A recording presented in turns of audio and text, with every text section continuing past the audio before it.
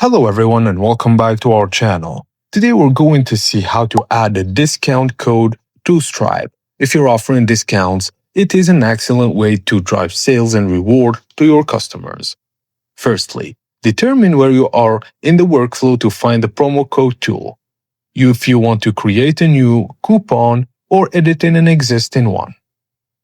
Once the promo code tool is visible, setting it up is fast and easy. Just enter a name for the code.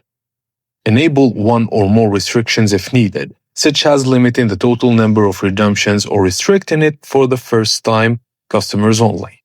Next, click the Add Promotion Code button to finalize. After you create it, Stripe automatically adds a record to the promotion code section directly on the coupon page, confirming your discount is live and ready to be shared. And that's it, guys. If you found this quick guide helpful, please like and subscribe to our channel and drop a comment below letting us know what to cover next.